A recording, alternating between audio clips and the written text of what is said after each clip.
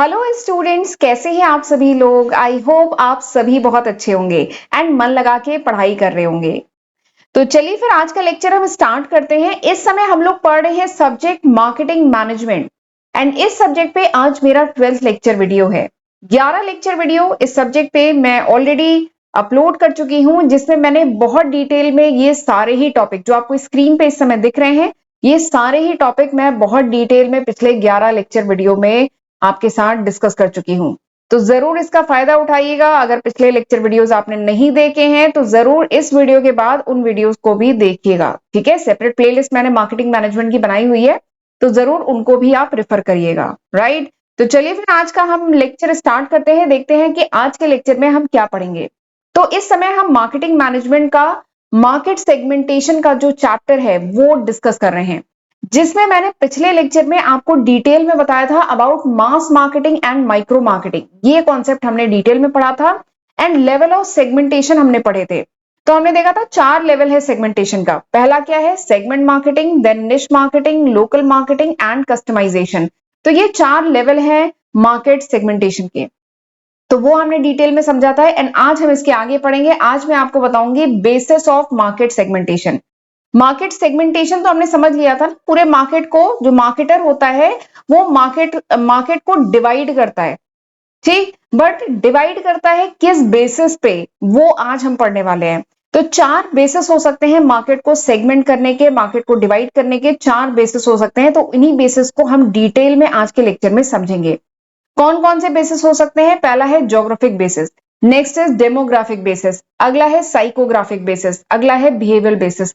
तो ये 4 बेसिस हो सकते हैं जिन बेसिस पे मार्केट को डिवाइड कर सकता है मार्केटर। इससे वो कस्टमर को बेटर अंडरस्टैंड कर पाएगा एंड कस्टमर की रिक्वायरमेंट के अकॉर्डिंग प्रोडक्ट को डिजाइन कर पाएगा एंड प्रोडक्ट ऑफर कर पाएगा। ठीक है, तो इसीलिए टॉपिक बहुत इंपॉर्टेंट है मार्केट सेगमेंटेशन। ठीक, एंड इसके बाद हम लोग पढ़ेंगे मार्केट की टारगेटिंग, मार्केट टारगेटिंग पढ़ेंगे, ब्रांडिंग पढ़ेंगे। तो ये हम आगे पढ़ेंगे। आज फिलहाल हम basis of market segmentation detail में पढ़ने वाले हैं।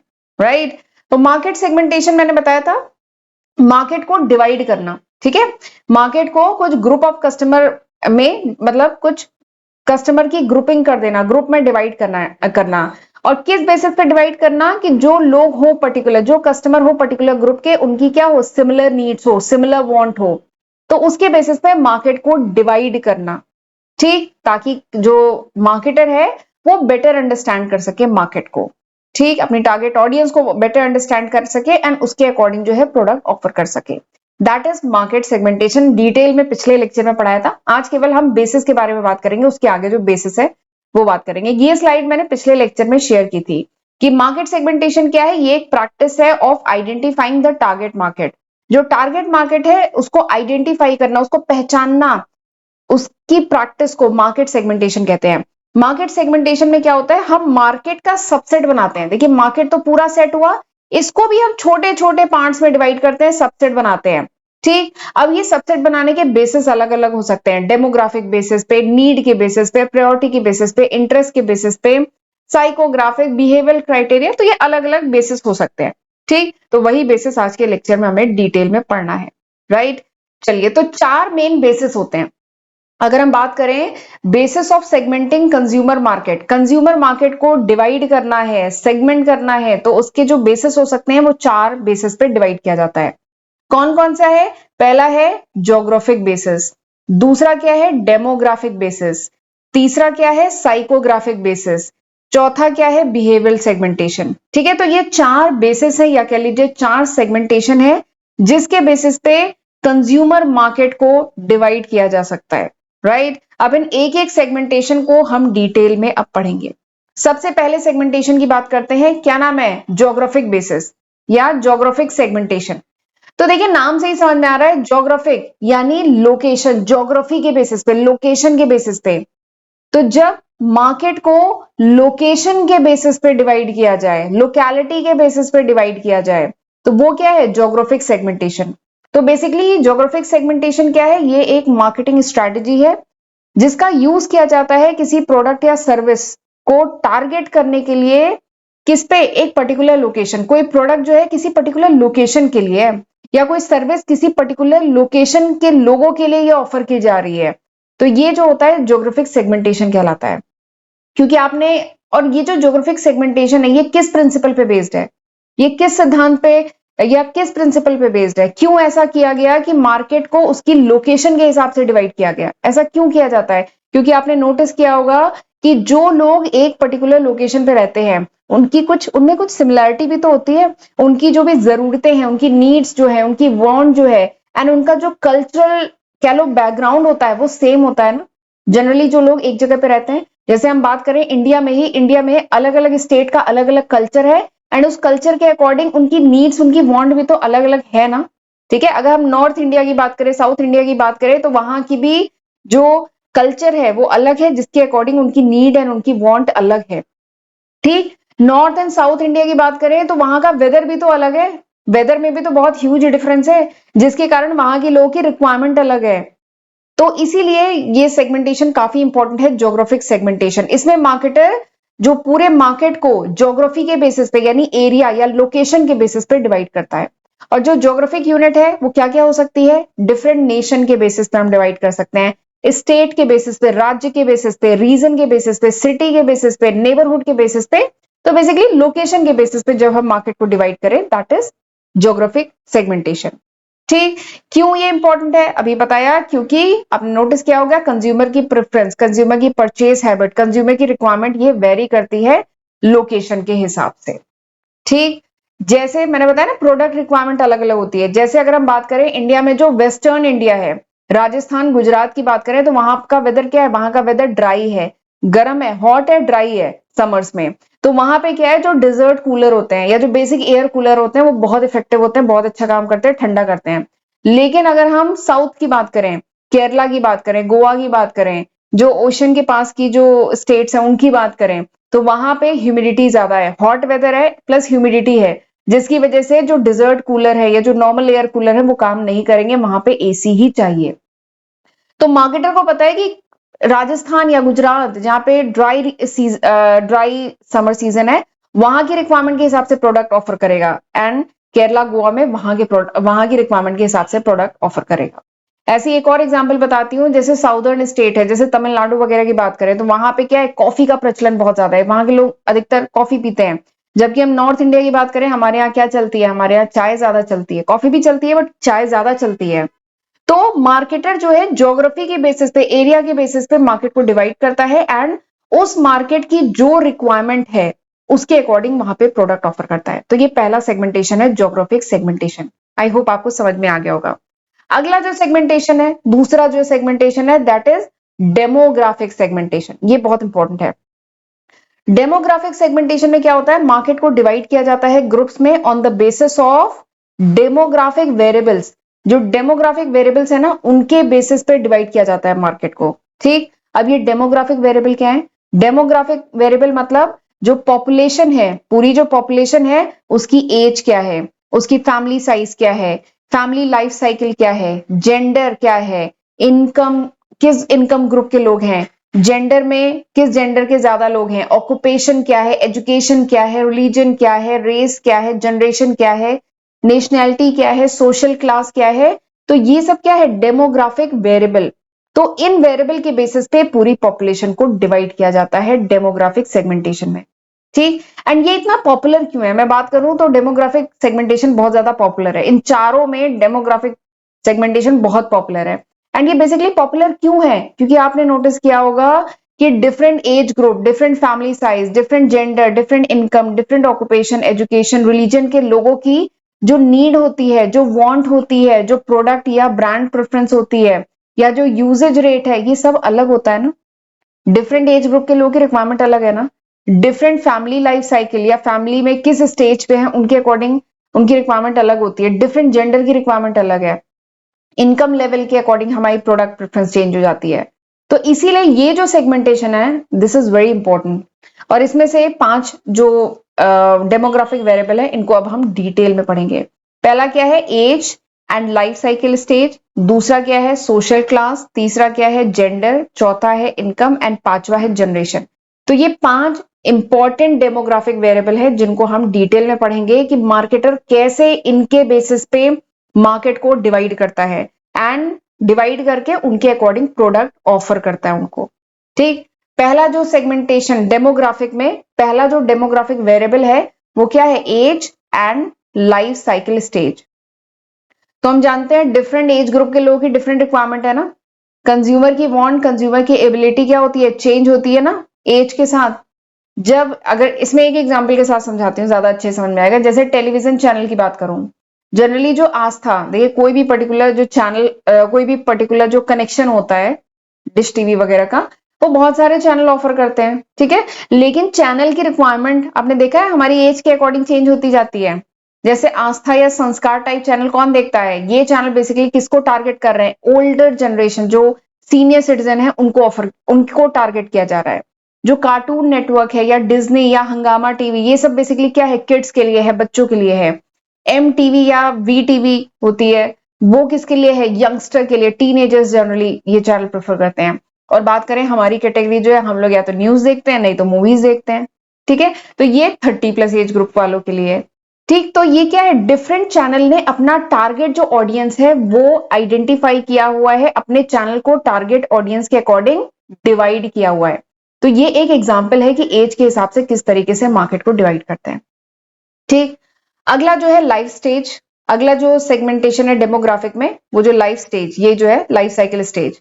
लाइफ स्टेज या लाइफ साइकिल स्टेज का क्या मतलब है कि जिंदगी के किस, लाइफ के किस पड़ाव पर हम हैं, ठीक। क्या हम कॉलेज गोइंग हैं, या अभी अभी हमारी नई नई नौकरी लगी है, या शादी अभी अभी हुई है, या शादी हो गई है अब हम घर खरीदने का सोच रहे हैं, या अब हमारे बच्चे स्कूल जाने को रेडी हैं, स्कूल गोइंग किड्स हैं हमारे, या हमारे पेरेंट्स ओल्ड एज हैं उनकी हमें ध्यान रखना है, या अब बच्चों की शादी होने वाली है, या अब हम रिटायरमेंट प्लान कर रहे हैं। तो बेसिकली हम लाइफ के किस स्टेज पे हैं, इसके बेसिस पर भी मार्केटर जो होता है मार्केट को डिवाइड करता है कि जो पॉपुलेशन है, जो मैक्सिमम पॉपुलेशन है, वो अपने लाइफ के किस स्टेज पे है, क्योंकि उसके अकॉर्डिंग जो है ना मार्केटर आपको प्रोडक्ट या सर्विसेज ऑफर करता है। इसका बहुत बढ़िया एग्जांपल है जो इंश्योरेंस कंपनी है। इंश्योरेंस कंपनी अपने मार्केट को प्रॉपरली एनालाइज करती है कि उसकी जो मैक्सिमम पॉपुलेशन है वो किस लाइफ के किस स्टेज में है। अगर मेरे बच्चों की लिए अगर मैं प्लान कर रही हूँ कि बच्चे जब हायर एजुकेशन में जाएं या जब बच्चों की शादी हो, उसके लिए मुझे अगर कुछ फंड रिजर्व करने हैं, तो इंश्योरेंस कंपनी मुझे उस टाइप के प्रोडक्ट ऑफर करेगी। वो पहले जानना चाहेगी कि मैं लाइफ के किस स्टेज पे हूँ। अगर मैं रिटायरमेंट मेरी होने वाली है, तो रिटायरमेंट होने नहीं वाली है, अगर मैं रिटायरमेंट के लिए कुछ प्लान कर रही हूँ, तो मुझे इंश्योरेंस कंपनी उस टाइप के प्रोडक्ट ऑफर करेगी कि रिटायरमेंट के बाद मेरी पेंशन वगैरह हो पाए, ठीक है। तो ये क्या है, मार्केटर कंज्यूमर की कंज्यूमर लाइफ के किस स्टेज पे है उसके बेसिस पे अपने मार्केट को डिवाइड करता है एंड उसके अकॉर्डिंग उन्हें प्रोडक्ट ऑफर करता है, ठीक। इंश्योरेंस कंपनीज का बहुत बढ़िया एग्जांपल है। अगला जो है जेंडर के बेसिस पे, आपने नोटिस किया होगा जो मेन एंड वुमेन, हमारा जो एटीट्यूड है, हमारा जो बिहेवियर ओरिएंटेशन है वो वेरी करता है ना। आदमियों का अलग है, लेडीज का अलग है। प्रोडक्ट कैटेगरी, हमारा जो प्रोडक्ट, इवन बहुत सारे प्रोडक्ट हैं जिनमें क्या है, मेंस के लिए अलग प्रोडक्ट है, विमेन्स के लिए अलग प्रोडक्ट है। कॉस्मेटिक की बात करें, बहुत सारी क्रीम्स हैं जो मेंस के लिए अलग आती है। इवन बहुत सारे डिओड्रेंट हैं जो स्पेशली टारगेट किए गए हैं कि वो मेंस के लिए हैं, ठीक है। कुछ क्रीम्स हैं जो स्पेशली फॉर मेन, ठीक। तो यहाँ पे क्या है, जेंडर के बेसिस पे जो मार्केटर है वो डिवाइड करता है मार्केट को और उनके अकॉर्डिंग उन्हें प्रोडक्ट ऑफर करता है। एक और बहुत बढ़िया एग्जांपल है ये बाइक्स का। जनरली जो मोटरसाइकिल या जो बाइक्स होती हैं कौन चलाता है, मेंस इसको प्रेफर करते हैं, जबकि जो विमेन है वो क्या, स्कूटी प्रेफर करती हैं, ठीक। तो यहाँ पे मार्केटर ने मार्केट को आइडेंटिफाई किया कि किसकी क्या रिक्वायरमेंट है, उसके अकॉर्डिंग उन्हें प्रोडक्ट ऑफर कर रहे हैं, ठीक। ये हो गया। अगला नेक्स्ट क्या है, इनकम। इनकम के बेसिस पे तो डिवाइड किया ही जाता है मार्केट को। ये बहुत ही इंपॉर्टेंट और कह लीजिए बहुत बेसिक सेगमेंटेशन वेरिएबल है, क्योंकि हम जो भी शॉपिंग करते हैं ना हमारी इनकम के बेसिस पे ही करते हैं, वो तो करते हैं ना। जैसे बहुत बढ़िया एग्जांपल है निरमा। निरमा जो वॉशिंग पाउडर जब लॉन्च किया गया था इंडिया में, तो उसको as a lowest price detergent करके इंडिया में लॉन्च किया गया था। और ये बेसिकली किसके लिए, मिडिल इनकम सेगमेंट जो है मार्केट का, उसको टारगेट किया गया था। जैसे अभी की बात करूं तो घड़ी डिटर्जेंट, वो है मतलब उसको भी लॉन्च किया गया है एज अ, अब घड़ी तो काफी पुराना हो गया बट निरमा उससे ही पुराना है, तो वो भी एक लोएस्ट, घड़ी डिटर्जेंट भी एक लोएस्ट प्राइस डिटर्जेंट है जो बेसिकली मिडिल इनकम सेगमेंट के लिए है। तो ये क्या है, इनकम के बेसिस पे भी मार्केट को डिवाइड किया जाता है। और इसमें एक बात और बताना चाहूंगी कि ये जो इनकम के बेसिस पे ठीक है डिवाइड किया जाता है, लेकिन देखिए मार्केटर चाहता है कि भले ही मार्केट में डिफरेंट इनकम ग्रुप के लोग हैं, लेकिन मार्केटर चाहता है कि हम ज्यादा से ज्यादा मार्केट कवर करें। कोई भी पर्सन किसी भी इनकम ग्रुप में फॉल करता हो, लेकिन वो हमारा प्रोडक्ट ट्राई करे, मार्केटर चाहता है ना। तो इसीलिए ये जो सैशे वाला जो कॉन्सेप्ट आया था वो इसीलिए आया था। आप जानते हैं बहुत सारे डिटर्जेंट हैं, बहुत सारे शैम्पूज हैं, बहुत सारे हेयर ऑयल्स हैं जो स्मॉल सैशे में भी अवेलेबल हैं, ठीक है। और ये इसीलिए लाया गया क्योंकि बहुत सारे लोग हैं कि अगर उनकी 500 ml की बॉटल खरीदनी है तो वो बड़ी महंगी है, लेकिन एक छोटा सा सैशे हम खरीद सकते हैं, तो वो हमें सस्ता भी पड़ता है, ठीक है, एंड वन टाइम कंजप्शन के लिए होता है। तो ये कॉन्सेप्ट क्यों आया था सैशे का, ये इसीलिए आया था ताकि मार्केटर जो है ज्यादा से ज्यादा बड़ा मार्केट कवर कर सके। क्योंकि शायद जो लोअर इनकम ग्रुप के लोग हैं वो 500 रुपए का शैम्पू या 1000 रुपए का शैम्पू नहीं खरीदेंगे, बट वो एक छोटा सा सेशे जरूर खरीद सकते हैं अगर वो खरीदना चाहते हैं तो, ठीक है। तो ये अगला सेगमेंटेशन है, इनकम सेगमेंटेशन, इनकम के बेसिस पे डिवाइड किया जाता है। चलिए अगला जो है जनरेशन। तो जनरेशन के बेसिस पे भी तो मार्केट को डिवाइड किया जाता है। देखिए हर जनरेशन की अपनी कुछ खास बात है, जैसे इसका बहुत बढ़िया एग्जाम्पल है कारवां। ये जो रेडियो आया है कारवां, ये काफी पुराना, बहुत टाइम से मार्केट में है। तो कंपनी ने ये जो रेडियो लॉन्च किया, ये बेसिकली किस एज ग्रुप के लोग के लिए है, ये बेसिकली एल्डर लोगों के लिए जिन्होंने पहले अपने टाइम में रेडियो बहुत सुना है। तो इसीलिए आप ये जो कारवां है इसमें आप देखेंगे ओल्ड सॉन्ग्स का कलेक्शन है, क्योंकि इसमें टारगेट किसको किया गया, एल्डर लोग, मतलब सीनियर सिटीजन लोगों को टारगेट किया गया है। तो इसमें मोस्टली ओल्ड सॉन्ग्स ही हैं इस कारवा में, ठीक है। तो ये इसका बहुत बढ़िया एग्जांपल है। तो जनरेशन के बेसिस पे भी मार्केट को डिवाइड किया जा सकता है। जिस जनरेशन के लिए प्रोडक्ट बनाए जा रहे हैं उस जनरेशन के जो म्यूजिक है, उस जनरेशन की जो मूवीज है, उस जनरेशन के जो इंपॉर्टेंट इवेंट्स हैं, उनको कनेक्ट करके उस प्रोडक्ट को और ज्यादा प्रमोट किया जाता है, ठीक है। तो ये हो गया जनरेशन के बेसिस पे। अगला क्या है, सोशल क्लास के बेसिस पे भी तो डिवाइड किया जाता है मार्केट को। आपने नोटिस किया होगा जो सोशल क्लास है उसका भी बहुत स्ट्रॉन्ग इन्फ्लुएंस पड़ता है ना। जैसे आपने नोटिस किया होगा, जैसे अगर सोसाइटी के अलग अलग लेवल्स हैं, सोशल क्लास हैं, इनका जो प्रेफरेंस है, चाहे वो कार के लिए हो, क्लोथिंग के लिए हो, होम फर्निशिंग के लिए हो, या वो अपना एक्स्ट्रा टाइम, ठीक है, वेकेशन वगैरह कैसे बिताते हैं, उनकी रीडिंग हैबिट क्या है, वो कहाँ शॉपिंग करते हैं, ये वेरी करती है ना according to their social class, ठीक है। तो ये भी इसके बेसिस पे, सोशल क्लास के बेसिस पे भी मार्केट को डिवाइड किया जा सकता है। चलिए आगे बढ़ते हैं, अगला सेगमेंटेशन। तो हमने कौन से सेगमेंटेशन पढ़ लिए, तो 4 सेगमेंटेशन है, geographic, demographic, psychographic and behavioural, जिसमें हमने ये दोनों पढ़ लिए, डेमोग्राफिक एंड जियोग्राफिक हमने पढ़ लिया। अब हम पढ़ेंगे साइकोग्राफिक। लेकिन उससे पहले मैं थोड़ा सा बताना चाहती हूँ, ये वो लिस्ट ऑफ सब्जेक्ट है जो मैं आज की तारीख मतलब सितंबर 2024 तक अपने फर्स्ट एंड सेकंड चैनल पे कवर कर चुकी हूँ, सितंबर 2024, ठीक। और अगर ये वीडियो आप कुछ महीने बाद देख रहे हैं, एक बात और है कि ये वीडियो अगर आप 2025 2026 में देख रहे हैं तो इसमें मैं काफी न्यू सब्जेक्ट ऐड कर चुकी होंगी, ये सितंबर 2024 तक है।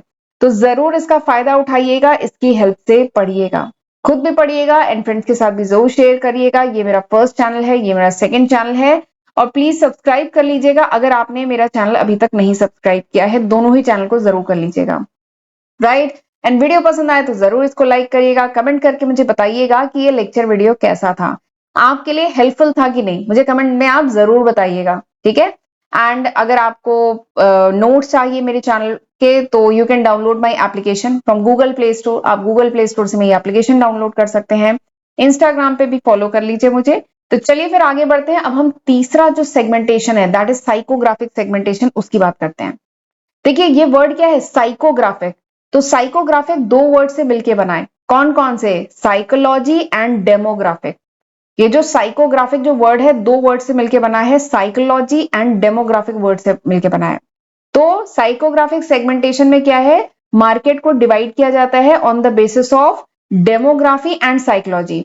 जो कंज्यूमर है उसकी डेमोग्राफी एंड साइकोलॉजी दोनों के बेसिस पे मार्केट को डिवाइड किया जाता है, ठीक है। देखिए मैंने लिखा है जो साइकोग्राफिक सेगमेंटेशन है ये बेसिकली एक मेथड है, मार्केट रिसर्च का मेथड है, जिसमें डिवाइड किया जाता है कंज्यूमर मार्केट को into segment based on consumers belief, consumer का बिलीफ क्या है, कंज्यूमर की वैल्यू सिस्टम क्या है, लाइफस्टाइल क्या है, सोशल स्टेटस क्या है, एक्टिविटी क्या है, इंटरेस्ट क्या है, ओपिनियन क्या है, ठीक है, एंड अदर साइकोलॉजिकल क्राइटेरिया क्या है, इसके बेसिस पे मार्केट को डिवाइड किया जाता है। ठीक। और एक बात और है, देखिए ये क्या है, देखिए साइकोग्राफिक में इसका कॉम्बिनेशन है, साइकोलॉजी प्लस डेमोग्राफिक का कॉम्बिनेशन है। मतलब डेमोग्राफी में जैसे एज आती है ना, डेमोग्राफी में क्या क्या था, एज था, इनकम था, ठीक है, सोशल क्लास था, ये सब था डेमोग्राफी में। जो साइकोग्राफी है ना, ये साइकोलॉजी और डेमोग्राफी का कॉम्बिनेशन है। इसका मतलब क्या है कि आप देखेंगे कि सेम डेमोग्राफिक ग्रुप में कोई कंज्यूमर है, ठीक है, या कुछ लोग हैं जो सेम डेमोग्राफिक ग्रुप में है।